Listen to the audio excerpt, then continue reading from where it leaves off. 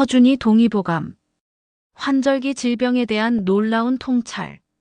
안녕하세요, 여러분. 오늘은 정말 특별한 이야기를 해드리려고 합니다. 바로 400년 전 우리 조상 허준이 동의보감에서 밝힌 환절기 질병에 대한 놀라운 통찰에 대해서 말이죠. 요즘 날씨가 참 변덕스럽죠?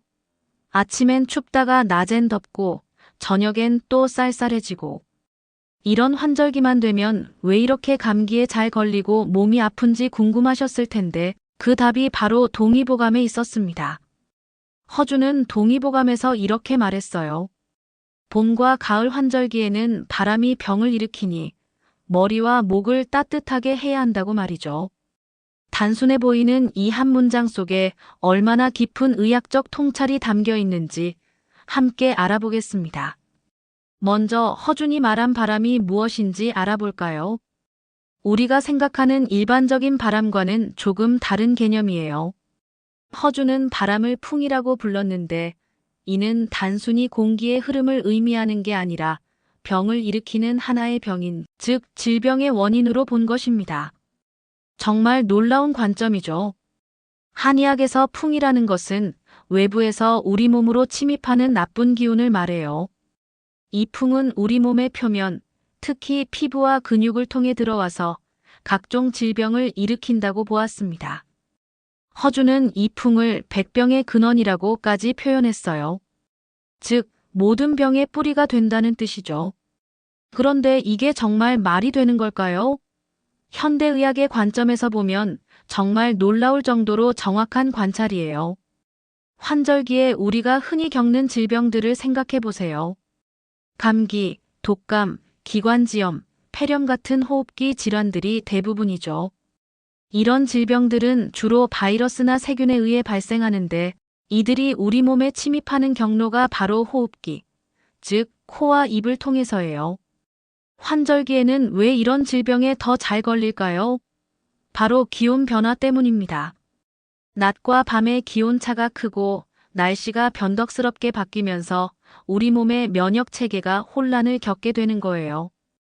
우리 몸은 일정한 온도를 유지하려고 하는데 갑작스러운 기온 변화에 적응하려다 보니 에너지를 많이 소모하게 되고 그 결과 면역력이 떨어지는 거죠. 허준이 말한 풍의 특성을 자세히 살펴보면 더욱 흥미로워요. 한의학에서 풍은 선행하고 수변한다고 표현해요. 즉, 빠르게 움직이고 자주 변한다는 뜻이에요. 이게 바로 환절기 날씨의 특징과 정확히 일치하죠. 아침에는 춥다가 점심에는 덥고 저녁에는 또 쌀쌀해지는 변덕스러운 날씨 말이에요. 또한 풍은 양사라고 해서 위로 올라가는 성질이 있다고 했어요. 그래서 풍으로 인한 병은 주로 머리, 목, 어깨 부분에 먼저 나타난다고 보았습니다. 실제로 감기에 걸리면 목이 아프고 머리가 아프고 어깨가 결리는 증상부터 시작되죠. 400년 전에 이런 것까지 정확히 관찰했다는 게 정말 놀랍지 않나요? 환절기에 풍이 우리 몸에 어떻게 침입하는지 허준의 설명을 들어보겠습니다. 허준은 풍이 주로 우리 몸의 표라고 하는 표면을 통해 들어온다고 했어요. 여기서 표라는 것은 피부와 근육, 그리고 모공을 의미해요. 특히 목덜미와 어깨 부분이 풍이 가장 쉽게 침입하는 부위라고 보았습니다. 왜 하필 목덜미와 어깨일까요? 이 부위는 우리 몸에서 가장 혈관이 집중되어 있고 동시에 외부에 많이 노출되는 부위예요. 목 부분에는 경동맥 같은 굵은 혈관들이 피부 가까이에 위치해 있어서 찬 공기에 노출되면 혈액 온도가 급격히 떨어질 수 있어요. 그러면 전신의 혈액순환에 영향을 주게 되고 결국 면역력 저하로 이어지는 거죠. 또한 목과 어깨는 림프절이 많이 분포하는 부위이기도 해요. 림프절은 우리 몸의 면역 체계에서 중요한 역할을 하는데 이 부위가 찬 기운에 노출되면 림프 순환이 원활하지 않게 되어 면역 기능이 떨어질 수 있어요. 허준은 풍으로 인해 나타나는 증상들을 아주 자세하게 기록해 놓았어요. 초기에는 오한, 발열, 두통, 목의 뻣뻣함이 나타나고 진행되면 콧물, 기침, 가래 같은 호흡기 증상이 생긴다고 했어요. 심한 경우에는 관절통이나 신경통으로까지 발전할 수 있다고 보았습니다. 이런 증상들을 현대의학 용어로 설명하면 어떨까요? 오한과 발열은 우리 몸의 면역 체계가 외부 침입자와 싸우면서 나타나는 반응이에요.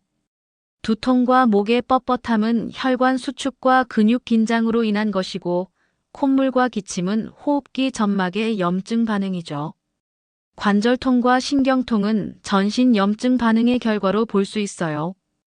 허주는 또한 풍의 특성을 동이라고 표현했어요. 즉, 항상 움직이고 변한다는 뜻이에요. 그래서 풍으로 인한 병은 증상이 이곳저곳으로 옮겨 다니고 좋아졌다가 나빠졌다가 하는 특징이 있다고 했어요. 실제로 감기 증상을 보면 처음에는 목이 아프다가 다음에는 코가 막히고 그 다음에는 기침이 나는 식으로 증상이 변화하죠.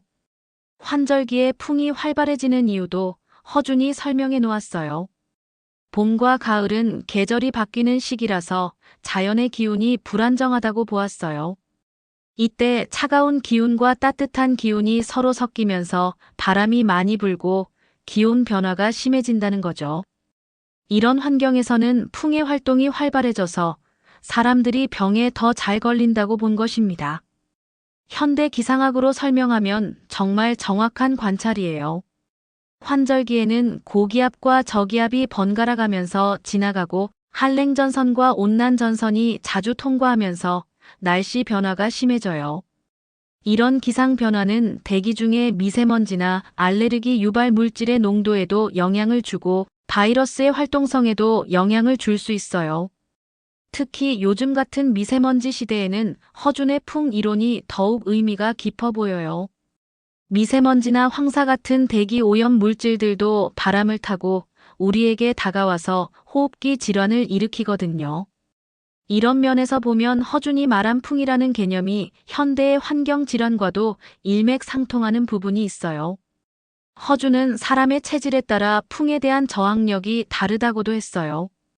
기운이 약한 사람, 나이가 많은 사람, 만성질환이 있는 사람들은 풍에 더 쉽게 침범당한다고 보았습니다.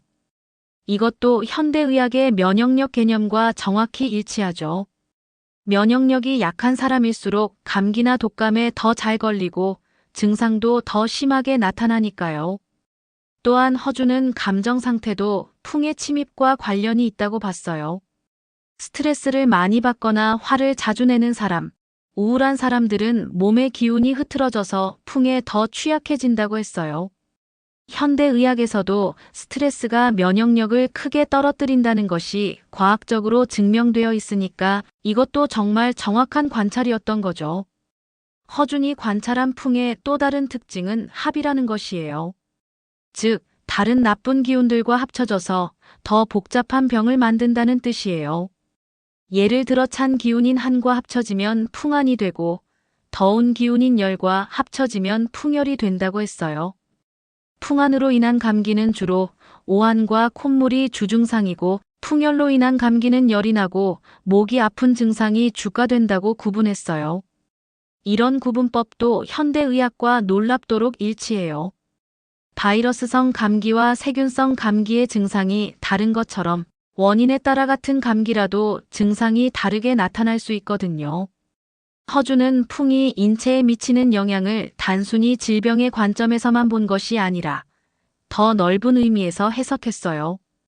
풍은 우리 몸의 기운 순환을 방해하고 장부의 기능을 떨어뜨리며 전체적인 생명력을 약화시킨다고 보았습니다.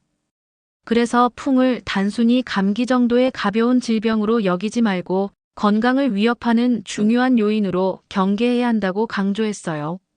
실제로 환절기 감기를 제대로 관리하지 않으면 만성기관지염이나 천식, 폐렴 같은 더 심각한 질병으로 발전할 수 있어요.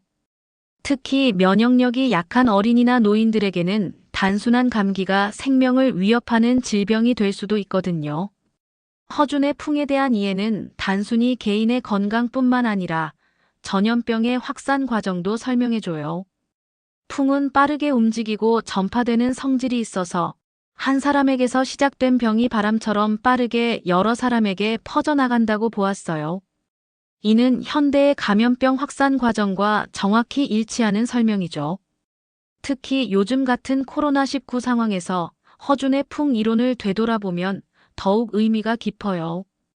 바이러스가 공기를 통해, 즉 바람을 타고 전파되고 환절기에 면역력이 떨어질 때 더 쉽게 감염되는 것들이 모두 허준이 400년 전에 관찰한 풍의 특성과 일치하거든요.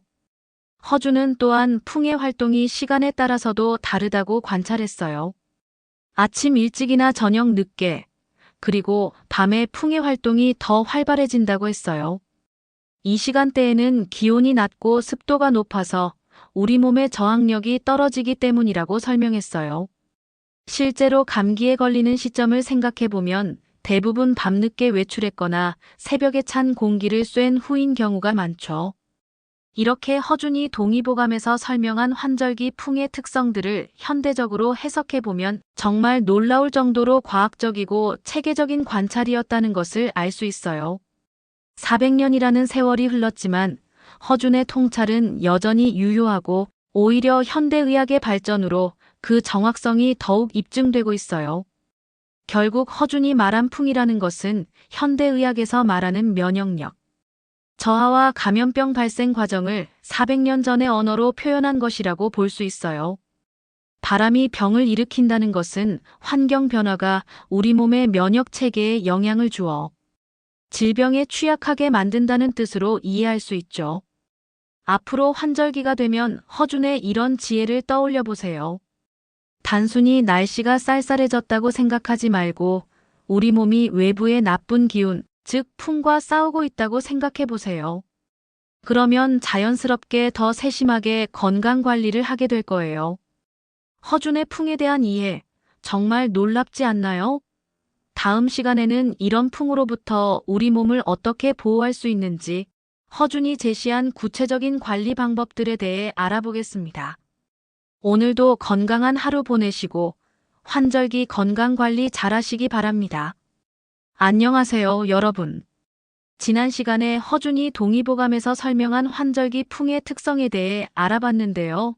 오늘은 그럼 실제로 이런 풍으로부터 우리 몸을 어떻게 보호할 수 있는지 허준이 제시한 구체적인 관리 방법들에 대해 말씀드리겠습니다. 정말 실용적이고 지금 당장 적용할 수 있는 방법들이니까 끝까지 함께 해주세요. 허준이 동의보감에서 가장 강조한 환절기 건강관리의 핵심은 바로 머리와 목을 따뜻하게 하라는 것이었어요. 단순해 보이지만 이 한 문장 속에 정말 깊은 의학적 원리가 숨어 있습니다. 왜 하필 머리와 목일까요? 그 이유를 차근차근 알아보겠습니다.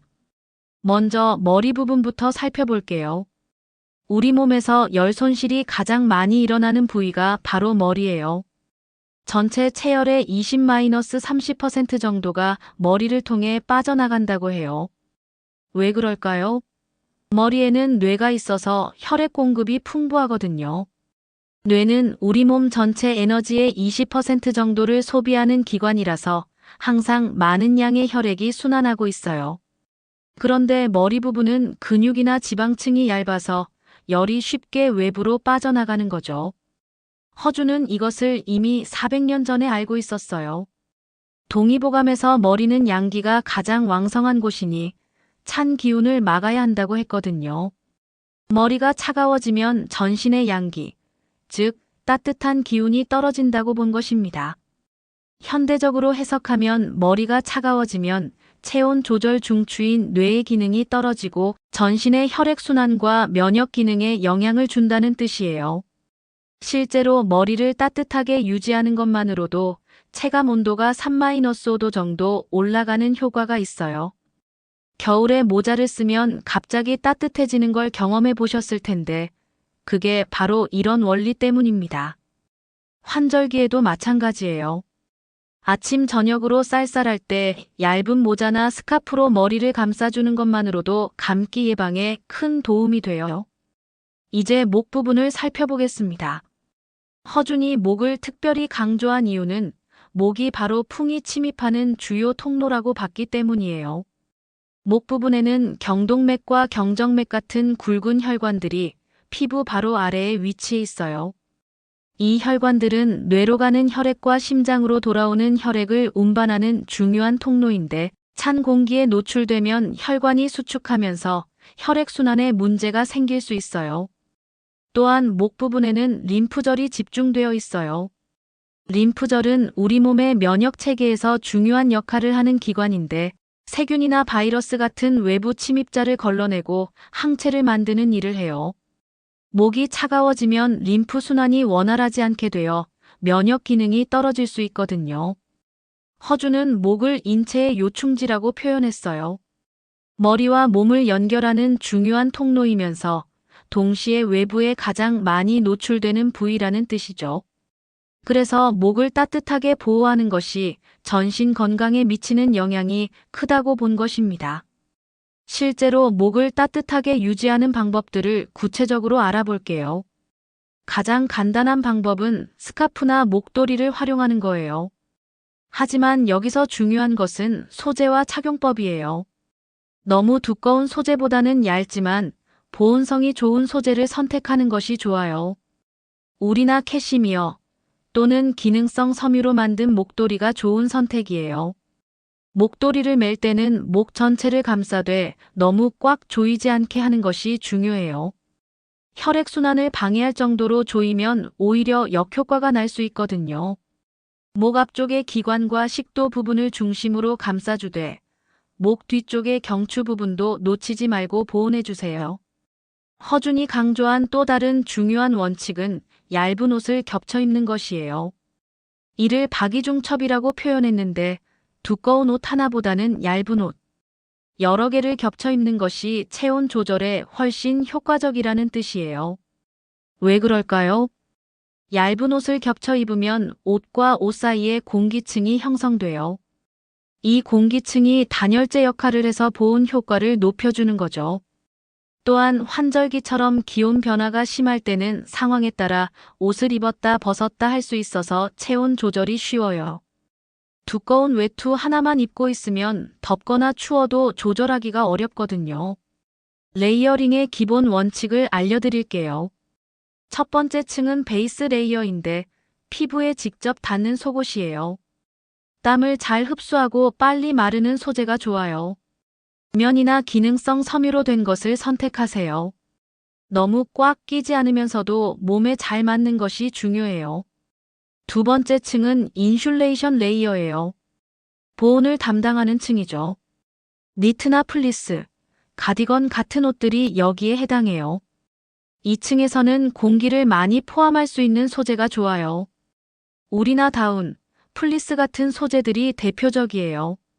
세 번째 층은 쉘 레이어인데 바람과 비를 막는 역할을 해요. 바람막이나 경량 패딩, 트렌치 코트 같은 옷들이죠. 2층은 방수와 방풍 기능이 중요하면서도 너무 무겁지 않은 것이 좋아요. 허준이 특히 강조한 것은 찬 공기를 직접 쐬지 말라는 것이었어요. 동의보감에서는 냉풍 직중이라고 표현했는데 찬 바람을 직접 맞으면 풍이 몸속으로 침입하기 쉽다는 뜻이에요. 현대적으로 해석하면 갑작스러운 온도 변화가 우리 몸에 스트레스를 주어 면역력을 떨어뜨린다는 의미예요. 이것을 일상생활에 적용하면 어떻게 될까요? 실내외 온도 차이가 클 때는 천천히 적응할 수 있도록 하는 것이 중요해요. 더운 실내에서 갑자기 추운 바깥으로 나가기보다는 현관이나 로비에서 잠시 머물면서 적응 시간을 갖는 거죠. 반대로 추운 바깥에서 따뜻한 실내로 들어갈 때도 마찬가지예요. 에어컨이나 히터 사용할 때도 주의해야 해요. 바람이 직접 몸에 닿지 않도록 하고 실내외 온도 차이가 5-7도를 넘지 않도록 조절하는 것이 좋아요. 특히 잠들 때는 에어컨이나 선풍기 바람이 직접 몸에 닿지 않도록 주의하세요. 허준이 제시한 또 다른 중요한 원칙은 충분한 수면과 규칙적인 생활이에요. 동의보감에서는 기거유상이라고 표현했는데 일어나고 자는 것에 일정한 법칙이 있어야 한다는 뜻이에요. 왜 수면이 환절기 건강에 그렇게 중요할까요? 수면 중에 우리 몸에서는 정말 중요한 일들이 일어나요. 면역 세포들이 가장 활발하게 활동하면서 낮 동안 침입한 바이러스나 세균들과 싸우고 손상된 조직을 복구해요. 또한 성장 호르몬이 분비되어 세포 재생이 일어나고 스트레스 호르몬인 코르티솔 수치가 조절돼요. 환절기에는 기온 변화로 인해 우리 몸이 평소보다 더 많은 에너지를 소모하게 돼요. 체온을 유지하고 환경 변화에 적응하려면 더 많은 에너지가 필요하거든요. 그래서 충분한 휴식과 수면이 더욱 중요해지는 거죠. 허주는 환절기에는 평소보다 30분에서 1시간 정도 더 자는 것이 좋다고 했어요. 또한 일정한 시간에 자고 일어나는 것이 중요하다고 강조했어요. 불규칙한 수면 패턴은 생체 리듬을 깨뜨려서 면역력을 떨어뜨릴 수 있거든요. 수면의 질도 중요해요. 허주는 잠들기 전에 마음을 안정시키고 너무 과도한 생각을 하지 말라고 했어요. 현대적으로 해석하면 스트레스를 줄이고 릴렉스한 상태에서 잠드는 것이 깊은 잠을 자는 데 도움이 된다는 뜻이에요. 잠자리 환경도 중요해요. 침실 온도는 18-20도 정도로 서늘하게 유지하고 습도는 50-60% 정도가 적당해요. 너무 덥거나 너무 건조하면 수면의 질이 떨어질 수 있어요. 또한 잠들기 전에는 스마트폰이나 TV 같은 전자기기 사용을 피하는 것이 좋아요. 규칙적인 생활 리듬도 중요해요. 허주는 일출일몰에 맞춰 생활하라고 했는데 해가 뜨면 일어나고 해가 지면 쉬는 자연의 리듬에 맞춰 살라는 뜻이에요. 물론 현대 사회에서 이것을 완전히 지키기는 어렵지만 가능한 한 일정한 시간에 식사하고 일정한 시간에 운동하고 일정한 시간에 쉬는 패턴을 만드는 것이 좋아요. 허준이 강조한 또 다른 원칙은 몸의 저항력을 높이는 것이에요. 동의보감에서는 정기존 내사 불가관이라고 했는데 몸속에 좋은 기운이 충실하면 나쁜 기운이 침입할 수 없다는 뜻이에요. 현대적으로 해석하면 면역력을 높이면 감염병을 예방할 수 있다는 의미죠. 몸의 저항력을 높이는 방법들을 구체적으로 알아볼게요. 첫 번째는 적당한 운동이에요. 허주는 동적 유도라고 했는데 움직임과 정적인 상태가 적절히 조화를 이뤄야 한다는 뜻이에요. 너무 격렬한 운동은 오히려 몸의 기운을 소모시키고 너무 안 움직이는 것도 기운의 순환을 막는다고 본 것입니다. 환절기에 좋은 운동은 가벼운 유산소 운동이에요. 산책, 조깅, 자전거 타기, 수영 같은 것들이죠. 이런 운동들은 혈액순환을 좋게 하고 심폐기능을 향상시켜서 면역력 증진에 도움이 돼요. 하지만 너무 격렬하게 하면 오히려 면역력이 일시적으로 떨어질 수 있으니까 적당한 강도로 하는 것이 중요해요. 운동할 때 주의할 점들도 있어요. 환절기에는 기온 변화가 심하니까 운동 전에 충분한 워밍업을 하는 것이 중요해요. 갑자기 격렬한 운동을 시작하면 근육이나 관절에 무리가 갈 수 있거든요. 또한 운동 후에는 땀을 빨리 닦고 따뜻한 옷으로 갈아입어서 체온이 급격히 떨어지지 않도록 해야 해요. 실내 운동도 좋은 선택이에요. 요가나 스트레칭, 실내 체조 같은 것들은 날씨에 관계없이 할 수 있고 몸의 유연성과 균형 감각을 기르는 데도 도움이 돼요. 특히 목과 어깨 주변 근육을 풀어주는 스트레칭은 환절기 건강에 특히 좋아요. 마음의 안정도 중요해요. 허주는 조신양성이라고 했는데 마음을 고요히 하고 본성을 기른다는 뜻이에요. 스트레스는 면역 기능을 크게 떨어뜨리는 요인이거든요. 스트레스 호르몬인 코르티솔이 분비되면 면역 세포의 활동이 억제되어 감염에 취약해져요. 스트레스를 관리하는 방법들을 알아볼게요. 명상이나 심호흡은 간단하면서도 효과적인 방법이에요. 하루에 10-15분 정도만 조용한 곳에서 깊게 숨쉬기를 하면 마음이 안정되고 스트레스가 줄어들어요. 또한 자신만의 취미 활동을 갖는 것도 좋아요. 독서, 음악 감상, 그림 그리기 같은 활동들이 마음을 편안하게 해줘요. 허준이 제시한 환절기 관리법의 핵심을 정리하면 결국 몸을 따뜻하게 하고 충분히 쉬며 적당히 움직이고 마음을 편안하게 유지하는 것이에요. 이 네 가지 원칙만 잘 지켜도 환절기를 건강하게 보낼 수 있어요. 현대인들이 놓치기 쉬운 부분들도 있어요. 바쁜 일상 때문에 충분한 수면을 취하지 못하거나 스트레스를 제대로 관리하지 못하는 경우가 많아요. 하지만 환절기만큼은 평소보다 더 신경 써서 건강 관리를 하는 것이 중요해요. 허준의 지혜는 400년이 지난 지금도 여전히 유효해요. 머리와 목을 따뜻하게 하고 옷을 적절히 겹쳐 입고 충분히 자고 규칙적으로 생활하는 것. 이런 기본적인 것들이 바로 최고의 환절기 건강법이에요. 다음 시간에는 허준이 추천한 환절기 음식과 섭생법에 대해 알아보겠습니다. 몸을 따뜻하게 하고 면역력을 높이는 음식들이 무엇인지, 어떻게 먹어야 하는지 자세히 알려드릴게요. 오늘 배운 내용들을 실천해서 건강한 환절기 보내시기 바랍니다. 안녕하세요, 여러분. 지난 시간들의 허준의 환절기 질병 이해와 관리법에 대해 알아봤는데요. 오늘은 마지막 단계로 허준이 동의보감에서 추천한 환절기 음식과 섭생법에 대해 말씀드리겠습니다. 음식이 곧 약이라고 했던 허준의 지혜를 통해 환절기를 건강하게 보내는 방법을 함께 알아보시죠. 허준은 동의보감에서 약식동원이라는 개념을 강조했어요. 약과 음식의 근원이 같다는 뜻이죠. 즉, 제대로 된 음식을 먹는 것 자체가 치료이고 예방이라는 의미예요.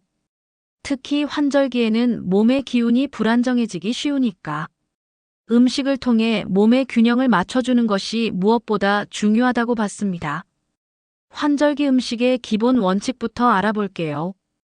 허준은 환절기에는 온성식품을 위주로 먹을 것을 권했어요. 온성식품이란 몸을 따뜻하게 해주는 성질의 음식을 말해요.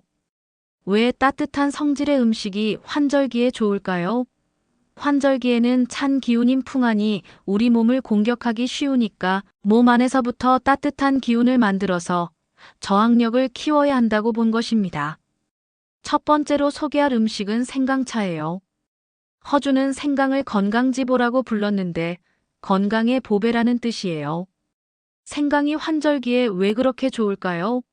생강에는 진저롤과 쇼가올이라는 성분이 들어있는데 이 성분들이 몸을 따뜻하게 하고 혈액순환을 촉진시켜요. 또한 항염작용과 항균작용이 있어서 감기 바이러스나 세균으로부터 우리 몸을 보호해줘요. 생강차 만드는 방법을 자세히 알려드릴게요. 신선한 생강 한 뿌리를 깨끗이 씻어서 껍질째 얇게 썰어주세요. 생강 껍질에도 좋은 성분이 많이 들어있거든요. 물 500ml에 썬 생강을 넣고 약한 불에서 15-20분 정도 끓여주세요.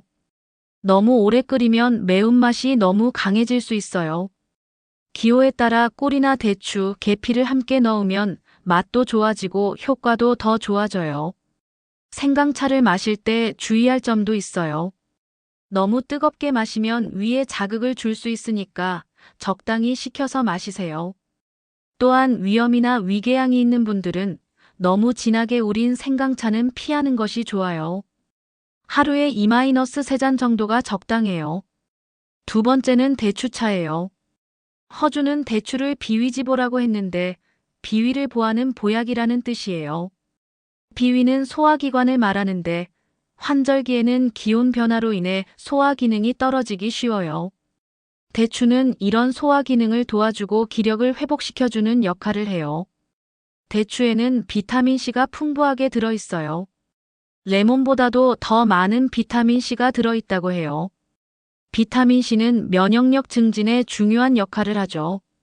또한 대추에는 사포닌이라는 성분이 들어있는데 이것이 스트레스를 줄이고 마음을 안정시켜주는 효과가 있어요. 대추차 만드는 방법은 이렇게 해보세요. 말린 대추 10-15개 정도를 깨끗이 씻어서 칼집을 내주세요. 씨를 빼도 되고 그냥 두어도 괜찮아요. 물 500ml에 대추를 넣고 30분 정도 푹 끓여주세요. 대추가 충분히 우러나면 대추를 으깨서 함께 먹으면 더 좋아요. 여기에 생강 몇 조각을 함께 넣으면 생강대추차가 되어서 효과가 배가 돼요. 세 번째로 소개할 음식은 파예요. 허주는 파, 특히 대파의 흰 부분을 총백이라고 불렀는데 풍안을 몰아내는 효과가 뛰어나다고 했어요. 파에는 알리신이라는 성분이 들어있는데 이것이 강력한 항균, 항바이러스 효과를 가지고 있어요. 감기 바이러스를 억제하고 면역력을 높여주는 거죠. 파를 활용하는 방법은 여러 가지가 있어요.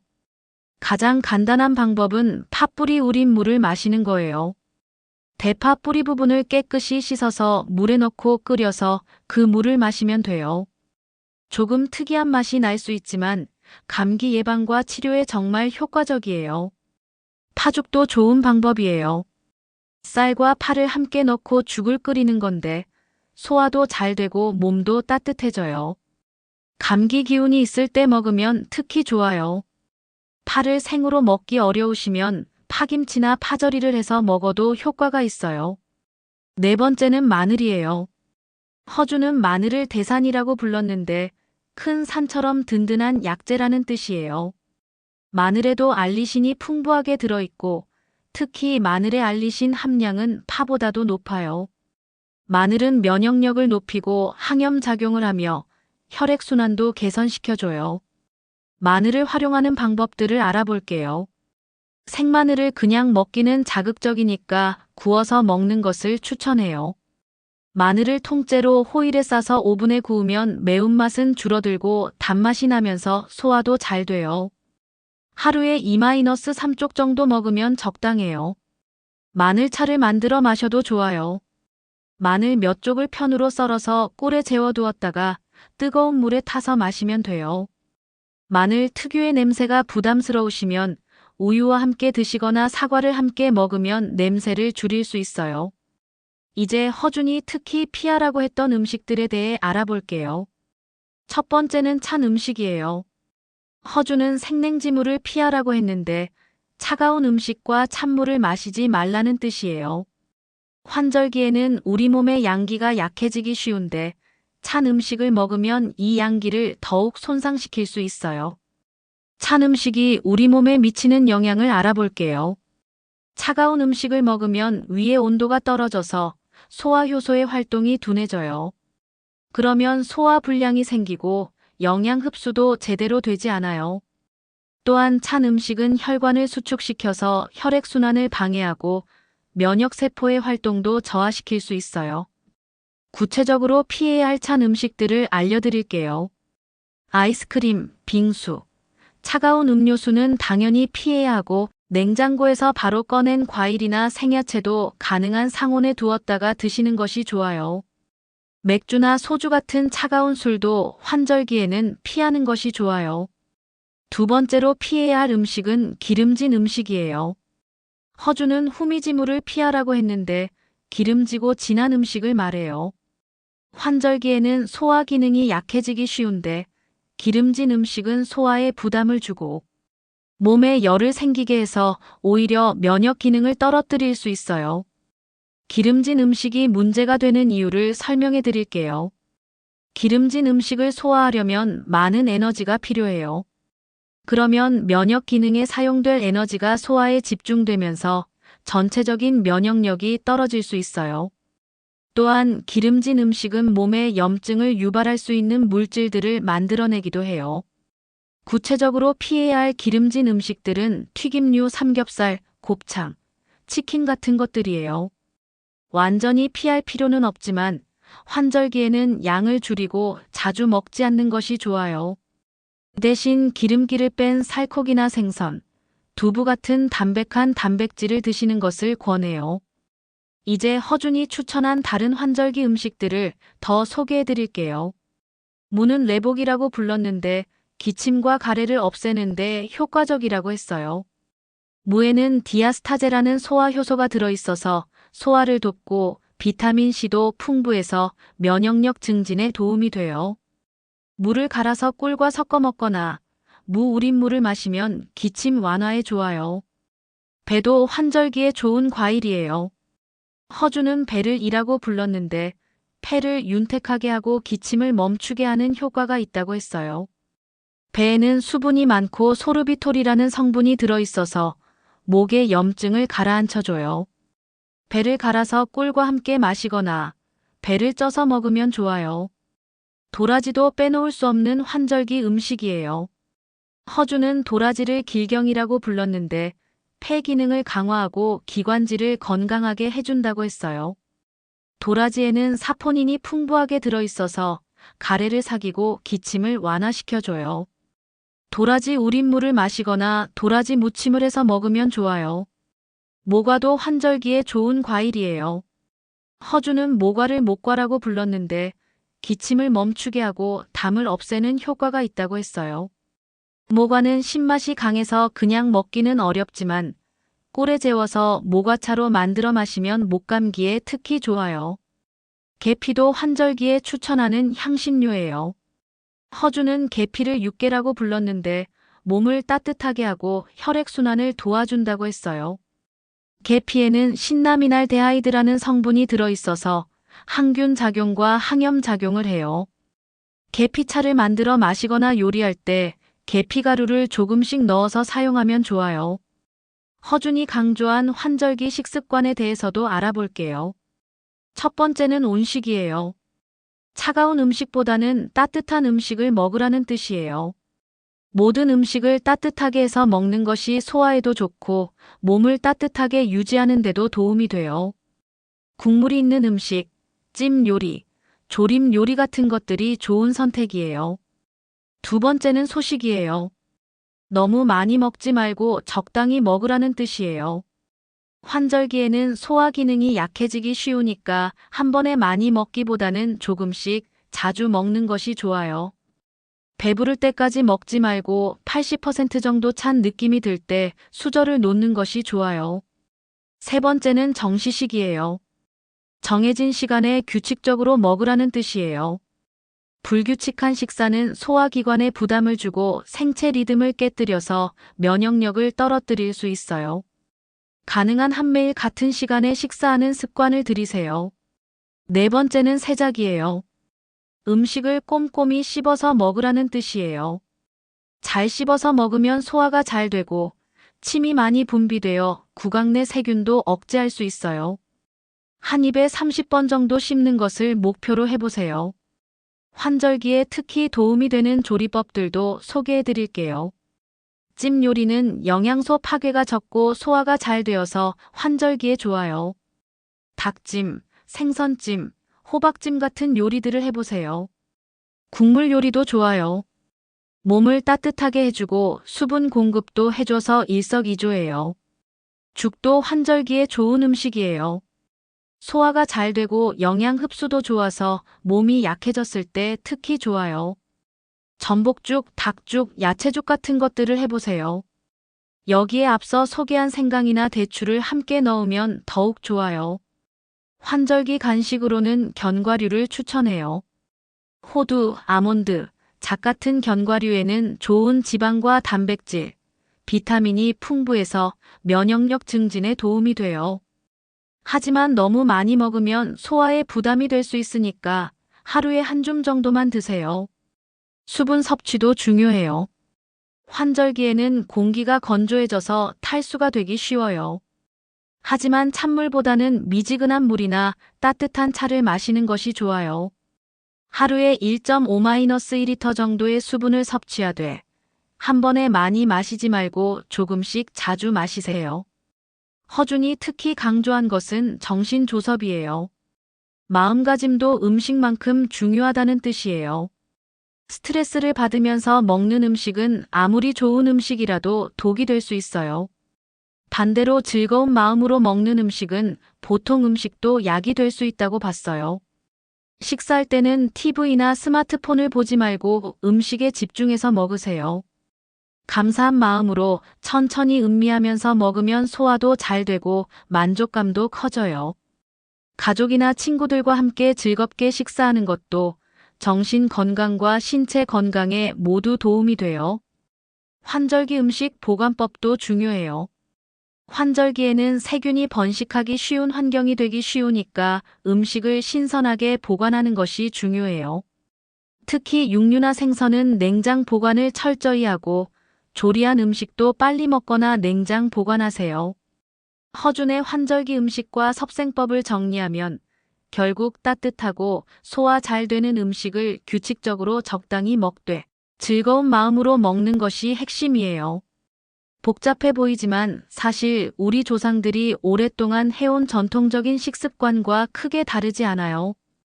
400년 전 허준의 지혜가 지금도 여전히 유효한 이유는 인간의 몸과 자연의 이치가 변하지 않기 때문이에요. 환절기에 몸을 따뜻하게 하고 면역력을 기르는 음식들, 소화에 부담을 주지 않는 식습관들은 언제나 건강의 기본이에요. 오늘부터 허준의 지혜를 실천해 보세요. 아침에 따뜻한 생강차 한 잔으로 하루를 시작하고 점심에는 따뜻한 국물 요리를 드시고 저녁에는 대추차로 마무리하는 거죠. 작은 변화이지만 분명히 몸의 변화를 느끼실 수 있을 거예요. 지금까지 3단계에 걸쳐 허준의 환절기 건강법을 알아봤습니다. 풍에 대한 이해, 몸을 보호하는 방법, 그리고 음식과 섭생법까지. 이 모든 것을 종합하면 건강한 환절기를 보낼 수 있을 거예요. 여러분 모두 건강한 환절기 보내시기 바랍니다.